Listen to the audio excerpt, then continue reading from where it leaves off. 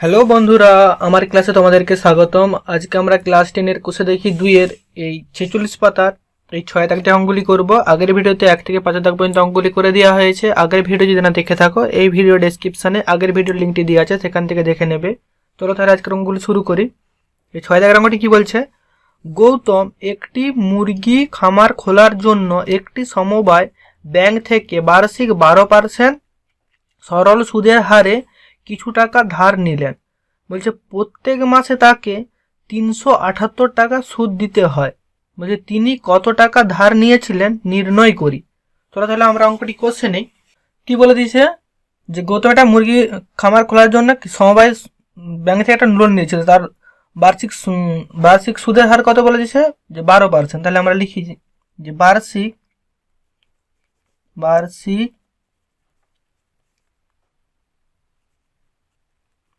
সুদের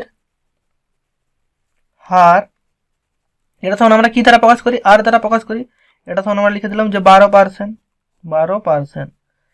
এবার কি বলেছে যে তাকে প্রত্যেক মাসে সুদ দিতে হয় 378 টাকা। তাহলে মোট সুদের পরিমাণ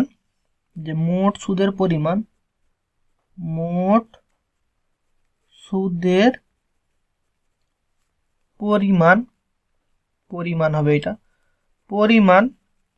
এটা তখন আমাদের কি বলে দিয়েছে, দিতে হয় যে প্রতি মাসে যে 378 টাকা।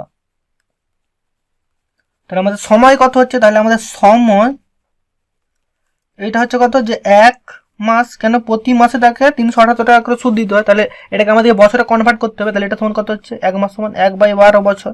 1/12 বছর। এবার আমাদের কি বলছে, সে তাহলে বলছে ব্যাংক থেকে কত টাকা ধার নিয়েছিলেন, কত টাকা, তাহলে সের জন্য আমরা নির্ণয় করতে হবে যে কত টাকা ধার নিয়েছে, তার জন্য পি নির্ণয় করতে হবে। তাহলে আসল পি, এটা আমাদেরকে নির্ণয় করতে হবে। এটা আমরা জানিনি।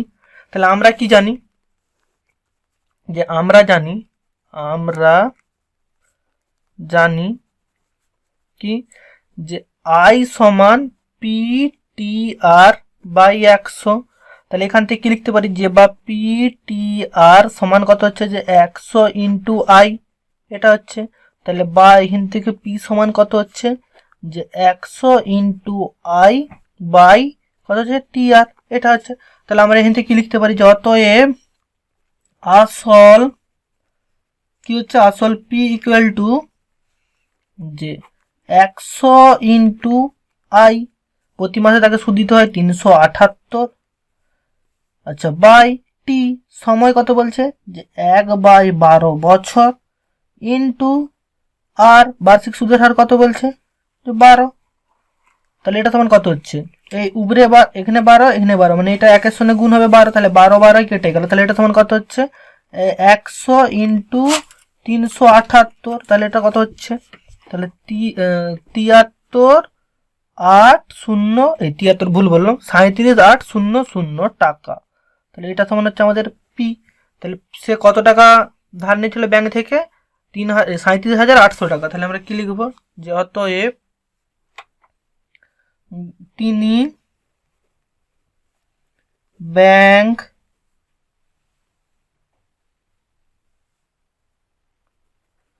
থেকে 37,800 টাকা ধার নিয়েছিলেন। এটা হচ্ছে আমাদের উত্তর। পরের অঙ্কটি কি বলছে? 7 বলছে বার্ষিক 6% সরল সুদের হারে বলছে কোনো টাকা কত বছরে দ্বিগুণ হবে হিসেব করে লিখি। চলো তাহলে অঙ্কটি করছে নেই। কি বলতেছে আমাদের প্রথমে যে বার্ষিক 6% সুদের হার। তাহলে আমরা লিখে নিই যে বার্ষিক সুদের হার, যে বার্ষিক সুদের হার, সেটাকে আমরা আর দ্বারা প্রকাশ করি। এটা সমান বলে দিচ্ছে আমাদের 6%। এবার কি বলছে যে কোনো টাকার বলছে কত বছরে দ্বিগুণ হবে। তাহলে কোনো টাকা যদি আমরা টাকাটাকে যদি এক্স ধরি, তাহলে কত বছরে তার দ্বিগুণ হবে, মানে তার সুদও দ্বিগুণ হবে, মানে আসল যা দেবো আসল যা দিব সুদও তা হবে, তবে তাহলে সুদ আসলে সেটা যোগ করলে তাহলে কত হবে, যে 2x হবে। তার জন্য কি বলছে, তার জন্য কি ধরবো, যে ধরি আসল পি সমান x টাকা, আর সুদ, মোট সুদ বলে লিখি, যে মোট সুদ এটা আই, এটা সমান হচ্ছে x টাকা। তবে x টাকা দিচ্ছি একটা নির্দিষ্ট বছর বাদে, আবার যদি সুদটাও হয় x টাকা, তাহলে সুদ আর যুক্ত আসলে সমান কত, দ্বিগুণ হয়ে যাচ্ছে, এটা লিখলাম যে 2x। তাহলে সময়টা আমরা জানি না, সেটা নির্ণয় করতে হবে। তাহলে সময় টি সমান, আমরা কি এটা জানিনি, একটা যা হোক একটা বছর বেরাবে, তার জন্য আমরা কি জানি, যে আমরা জানি কি, যে আই সমান PTR বাই 100। তাহলে এখান থেকে আমাদেরকে কি নির্ণয় করতে হবে, টি।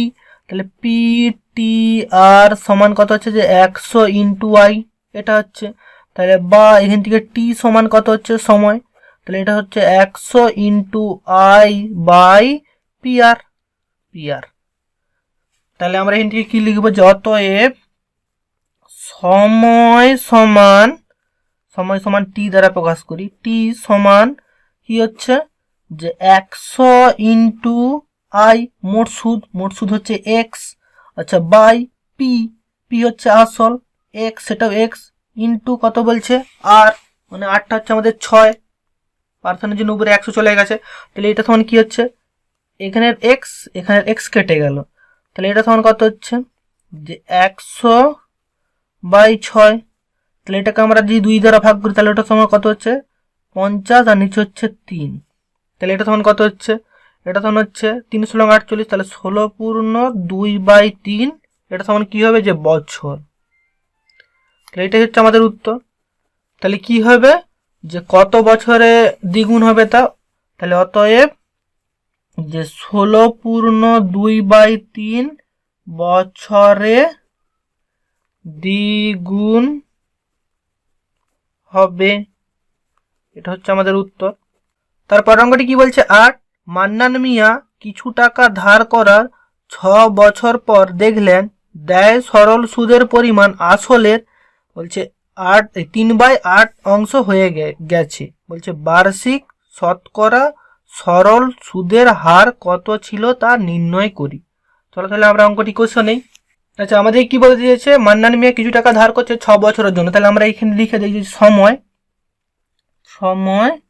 এটাকে আমরা কি দ্বারা প্রকাশ করি, টি দ্বারা। টি সমান আমাদেরকে বলেছে যে 6 বছর।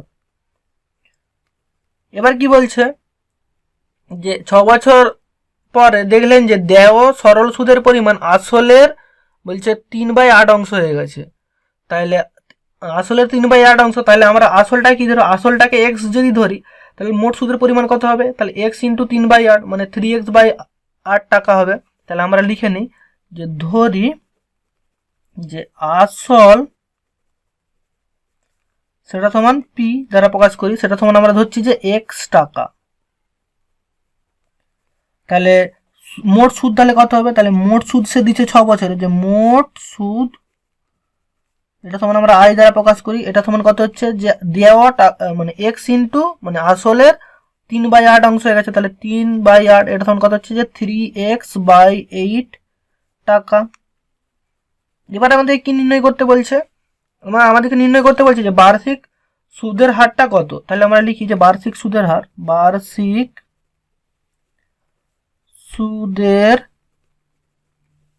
হার, এটাকে আমরা কি দ্বারা প্রকাশ করি, আর দ্বারা, সেটা আমরা জানিনি, এর জন্য জিজ্ঞাসা চিহ্ন দিয়ে দিলাম। আচ্ছা, আমরা কি জানি, যে আমরা জানি কি, যে আই সমান PTR/100। তাহলে এখান থেকে আমাদের কি নির্ণয় করতে হবে, আর নির্ণয় করতে হবে। তাহলে PTR সমান কত হচ্ছে, 100 ইন্টু আই, এটা হচ্ছে। তাহলে বা আর সমান আমাদের কত হচ্ছে, যে 100 ইন্টু আই বাই কত হচ্ছে, PRT। তাহলে এখান থেকে আমরা কি লিখতে পারি, অতএব যে বার্ষিক সুদের হার, তাহলে আর ইকুয়াল টু কত হচ্ছে আমাদের হচ্ছে যে 100 ইন্টু আই বাই পিটি। তাহলে এখান থেকে আমরা কি লিখতে পারি যে 100 ইন্টু, আচ্ছা আমাদের আই সমান মোট সুদ কত হচ্ছে 3x বাই 8 এইটা। আচ্ছা আমাদের আবার পি আসল এটা সমান এক্স হচ্ছে এক্স ইন্টু টি, টি হচ্ছে আমাদের 6 বছর। তাহলে এটা সমান আমাদের কি হচ্ছে, এইটা সমান আমাদের হচ্ছে যে এটা সমান এটার গুণ হবে, তাহলে এটা সমান হচ্ছে কত যে তোমার 100 ইন্টু 3 মানে 300x, আর নিচে হচ্ছে 8, আর এখানে কত হচ্ছে 6 ইন্টু এক্স মানে 6x। তাহলে এটা সমান আমরা কি লিখতে পারি, এটা সমান আমরা লিখতে পারি যে 300x বাই 8 ইন্টু 1/6x, এটা আমরা লিখতে পারি।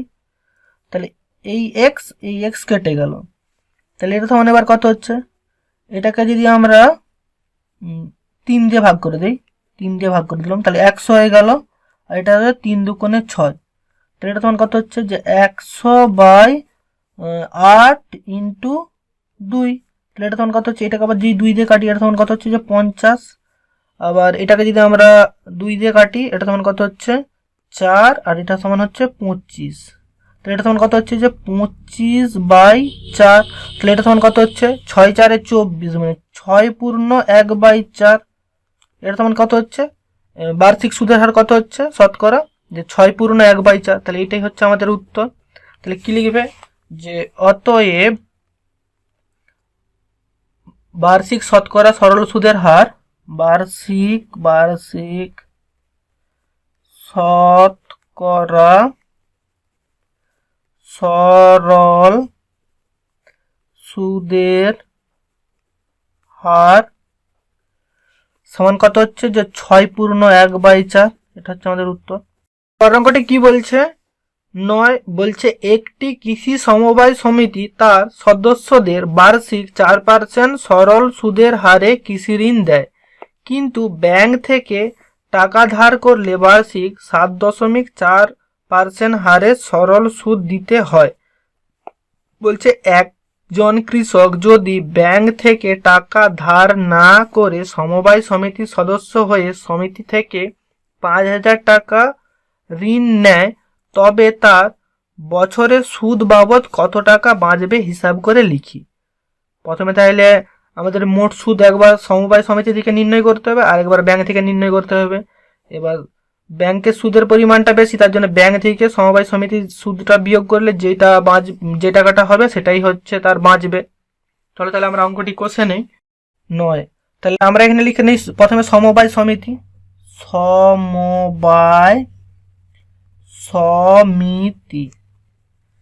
এবার আমাদের কি বলেছে সমবায় সমিতিতে বার্ষিক সরল সুদের হার কত 4%, তাহলে আমরা লিখে নেই যে বার্ষিক সুদের হার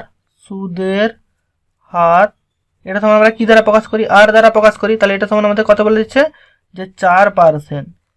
আচ্ছা কত টাকা ঋণ নিয়েছে 5,000 টাকা, তার মানে আসল পি দ্বারা প্রকাশ করি, এটা সমান আমাদেরকে বলে দিচ্ছে যে 5,000 টাকা। আচ্ছা কত দিনের জন্য বলছে তার বছরে সুদ বাবদ কত টাকা বাঁচবে, তার মানে বছর মানে 1 বছর আছে এখানে সুদ বাবদ, তাহলে এখানে কি লিখবো যে সময় টি সমান কত হচ্ছে যে 1 বছর। তাহলে মোট সুদ কত হবে, তাহলে মোট সুদ এটা সমান আমরা কি জানি, এটাকে আই দ্বারা প্রকাশ করে পাই, আই দ্বারা প্রকাশ করি, তাহলে এটা সমান আমরা কি জানি যে আই সমান যে PTR বাই 100, এটা আমরা জানি। তাহলে এটা সমান আমরা কি লিখতে পারি, এটা সমান আমরা লিখতে পারি যে পি হচ্ছে কত যে আমাদের 5,000 টাকা, টি সময় হচ্ছে 1 বছর, আর হচ্ছে 4/100।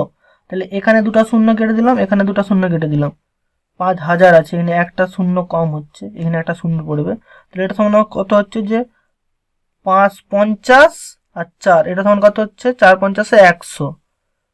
তাহলে কি হচ্ছে, আমাদেরকে সমবায় সমিতিতে 100 টাকা সুদ দিতে হবে 1 বছরে। আচ্ছা, আমরা লিখে নিই যে সুদ, অতএব মোট সুদ আই সমান যে আমাদের 100। এটা সমবায় সমিতি থেকে হয়ে গেল। তাহলে এবার ব্যাংক থেকে এটা নির্ণয় করি যে ব্যাংকেরও সেই একই বার্ষিক আসল আর সময়টা এক হবে, খালি সুদের হারটা আলাদা হবে। তাহলে ব্যাংকে বার্ষিক সুদের হার এটা সমান আমাদের কি বলে দিয়েছে, আর এটা সমান আমাদেরকে বলে দিয়েছে যে 7.4%। আচ্ছা, আসল এটা সমান আমাদের কত বলে দিচ্ছি যে পি ইকুয়াল টু, এটা সমান বলে দিচ্ছি যে 5,000 টাকা। আচ্ছা, আর সময় সমান কি বলেছে, সময় এটা সমান টি দ্বারা প্রকাশ করি আমরা, এটা সমান আমাদেরকে বলে দিচ্ছি যে 1 বছর। তাহলে ব্যাংকের মোট সুদ হবে তাহলে কত 1 বছর, তাহলে মোট সুদ এটা আমরা কি দ্বারা প্রকাশ করি, আই দ্বারা প্রকাশ করে পাই। তাহলে আই সমান কি হচ্ছে যে পি টি আর বাই 100। তাহলে এটা সমান কি লিখতে পারি যে পি 5,000 ইন্টু টি সময় 1 বছর, আর হচ্ছে 7.4 বাই 100। এই দশমিকটা তুলে দিলে নিচে 1000 10 হয়ে যাবে। তাহলে 1টা শূন্য, 2টা শূন্য, 3টা শূন্য, 1 2 3, 3টা শূন্য কেটে দিলাম। তাহলে এটা সমান কত হচ্ছে যে 5 গুণিত 7 4 74। তাহলে এটা সমান কত হচ্ছে 5 4 20 শূন্য, হাতে থাকে 2, 5 7 35, 2 37। তাহলে 370 টাকা। তাহলে আমরা কি লিখতে পারি যে অতএব মোট